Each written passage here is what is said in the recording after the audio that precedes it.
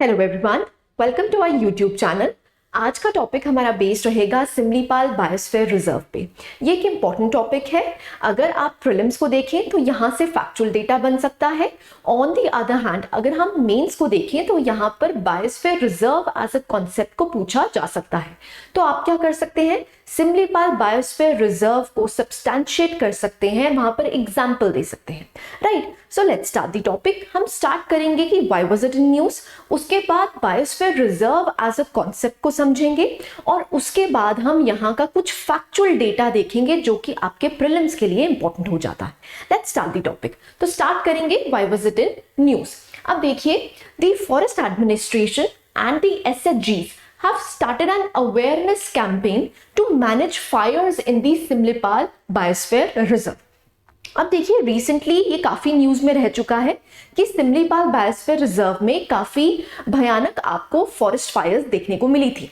तो यहाँ पर क्या किया जा रहा है, जो भी सेल्फ हेल्प ग्रुप्स हैं उनको इकट्ठा करा जा रहा है और वहां के लोगों को अवेयरनेस प्रोवाइड करी जा रही है कि बायोस्फीयर रिजर्व की जो प्रोटेक्शन है इन फॉरेस्ट फायर से हम कैसे कर सकते हैं।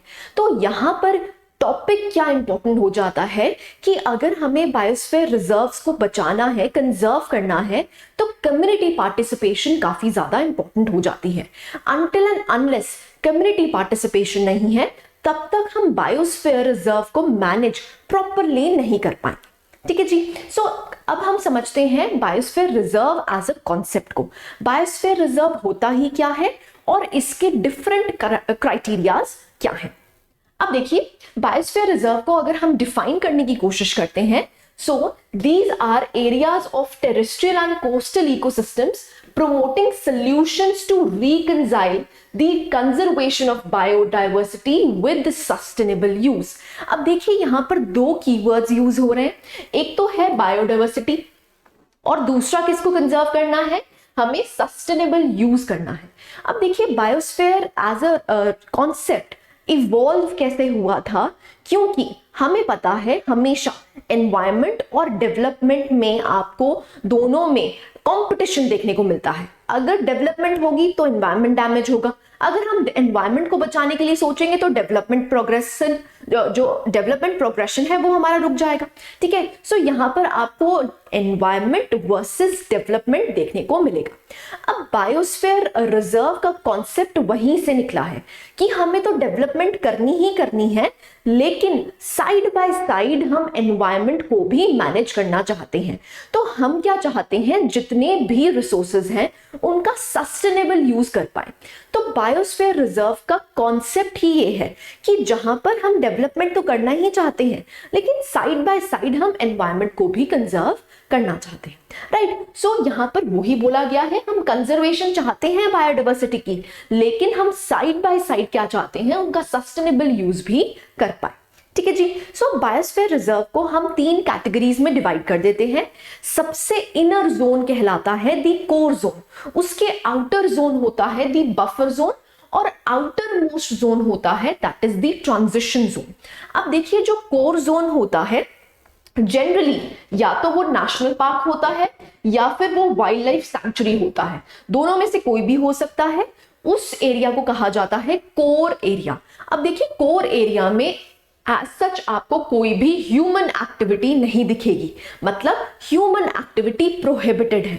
अब देखिए, जो कोर जोन्स होते हैं वहां पर वो स्पीशीज को कंजर्व किया जाता है जो एंडेंजर्ड है, जो थ्रेटेंड है। तो यहां पर क्या है, ह्यूमन एक्टिविटी कम से कम रादर प्रोहिबिट की जाती है, that is the core zone. ठीक है जी।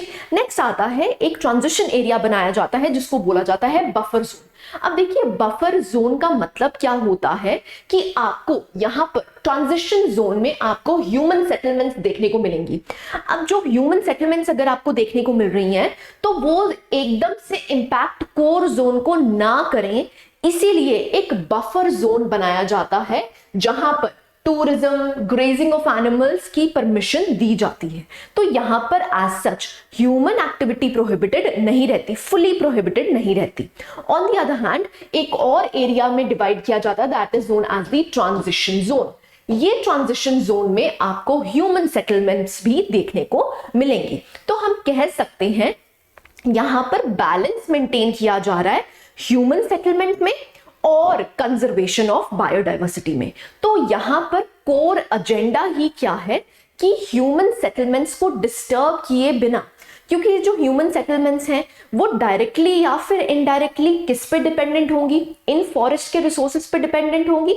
तो यहां पर इनका लाइवलीहुड खतरे में ना आ जाए, तो यहां पर हम पीसफुल को एग्जिस्टेंस चाहते हैं, किसकी, ह्यूमन सेटलमेंट्स की, और जो हम कंजर्व करना चाहते हैं, जिन स्पीशीज को हम कंजर्व करना चाहते हैं। ठीक है जी। सो 3 कैटेगरीज में इसको डिवाइड किया जाता है, core zone, buffer zone and the transition zone. So this is the core concept of biosphere reserves. ठीक है जी। अब हम देखते हैं कुछ की पॉइंट्स जो कि सिमलीपाल बायोस्फीयर रिजर्व से अटैच्ड है। Let's see. देखिए, सबसे पहले सिमलीपाल जो नाम है वो डिराइव करता है सिमूल ट्री से। अब सिमूल ट्री क्या है? It is silk cotton tree.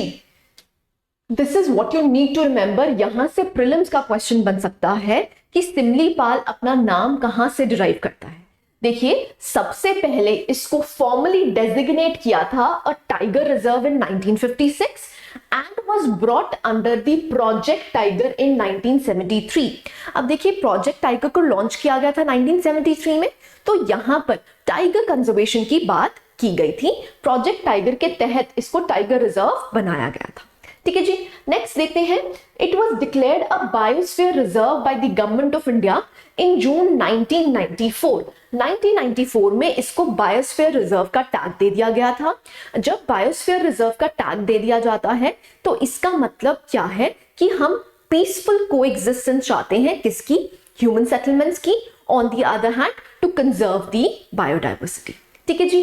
Next point आता है, इसको UNESCO world network of biosphere reserve में शामिल कर दिया गया था। कब? 2009 में। सो यहां पर यूनेस्को ने इसको रिकॉग्नाइज किया था, तो इसकी वजह से यहां पर इसकी प्रोटेक्शन काफी ज्यादा हायर हो जाती है। जो गवर्नमेंट ऑफ इंडिया है और जो स्टेट गवर्नमेंट है वो काफी ज्यादा ध्यान रखती है इन एरियाज का, अगर वो UNESCO world network of biosphere reserves में आ जाते हैं। ठीक है जी। सो आपको याद रखना है कि ये बायोस्फीयर रिजर्व भी है, ये टाइगर रिजर्व भी है, और ये UNESCO world network of biosphere reserves में भी आता है। Next, it is a part of Similipal, Kuldiha and Hadgarh elephant reserve. Now can you see यहाँ पर आपको कितनी वैरायटी मिलती है, कितनी बायोडाइवर्सिटी देखने को मिलती है। आप देखेंगे टाइगर रिजर्व भी है, ये एलिफेंट रिजर्व में भी आता है। तो इसका मतलब ये वाला जो एरिया है ये काफी ज्यादा इंपॉर्टेंस रोल प्ले करता है, और यहाँ की जो बायोडाइवर्सिटी है उसको कंजर्व करना किसकी जिम्मेवारी बन जाती है? That is government of India and the state government. Right. So Mayurbhanj elephant reserve का ये पार्ट माना जाता है। सो यहां पर आपको देखने को मिलेगा ये प्रोजेक्ट टाइगर के तहत भी था और ये एलिफेंट रिजर्व भी है। It is prone to forest fires. अब देखिए, यहां पर फॉरेस्ट फायर लगती ही रहती हैं क्योंकि ये एक ड्राई रीजन है। अब 2021 में भी Similipal saw a major fire between February and and early March. So आपको 2021 में यहाँ पर काफी ज्यादा फॉरेस्ट फायर्स देखने को मिली थी, जिसकी वजह से ये न्यूज में है, और यहाँ पर अवेयरनेस प्रोग्राम चलाया जा रहा है, जिसकी वजह से लोगों को अवेयर किया जाएगा कि कैसे आप फॉरेस्ट फायर्स को रोक सकते हैं। ठीक है जी। So these are some of the factual details जिससे कि आपका क्वेश्चन फ्रेम हो सकता है। राइट। अब सिमलीपाल नेशनल टाइगर रिजर्व आप देख सकते हैं नेशनल पार्क कहां पर एग्जिस्ट करता है। अब देखिए, यहां पर नेशनल पार्क की बात हो रही है। सो इसका मतलब क्या है? कोर जोन ये बनेगा, इसके आसपास बफर जोन और इसके आसपास ट्रांजिशन जोन। तो वो पूरे 3 कैटेगरीज में जो डिवाइड किया जाता है that is the biosphere reserve. अब नेशनल पार्क की बात कर रहे हैं तो ऑब्वियस सी बात है, ये क्या बन जाएगा? It will be the core zone. ठीक है। सो अगर हम लोकेशन देखें, it is situated in the northern part of Odisha's Mayurbhanj district. Now this is what you need to remember, ये किस डिस्ट्रिक्ट में पाया जाता है? That is Mayurbhanj district. So geographically it lies in the eastern end of the eastern Ghats. आपको देखने को मिलेगा यहाँ पर ईस्टर्न घाट्स लाई करती है, तो ये ईस्टर्न पार्ट पे लाई करता है ऑफ द ईस्टर्न घाट्स। ठीक है जी। तो लोकेशन ये हो गई। आपको क्या याद रखना है कि ये मयूरभंज डिस्ट्रिक्ट में पाया जाता है। राइट। नेक्स्ट आता है, अगर हम इसकी वेजिटेशन देखते हैं, सो यहाँ पर अप्रोक्सीमेटली आपको 1000 तक फ्लावरिंग स्पीशीज देखने को मिलेंगे और 96 स्पीशीज ऑफ ऑर्किड्स देखने को मिलेंगे। सो इसका मतलब क्या है, यहाँ पर फ्लोरा की डाइवर्सिटी भी काफी ज्यादा एग्जिस्ट करती है। अब देखिए क्वेश्चन कहां से बनेगा, क्वेश्चन बनेगा सेकंड पॉइंट से। It बोस्ट्स of having tropical semi evergreen forest, tropical moist deciduous forest and dry deciduous hill forest। So यहाँ पर vegetation जो है वो आपको याद रखनी है, क्योंकि ये ट्रॉपिकल एरिया में लाई करता है, तो यहाँ पर आपको सेमी एवरग्रीन फॉरेस्ट भी देखने को मिलेंगे, डेसिडुअस भी देखने को मिलेंगे, जो कि मॉइस्ट भी होंगे, ड्राई भी होंगे।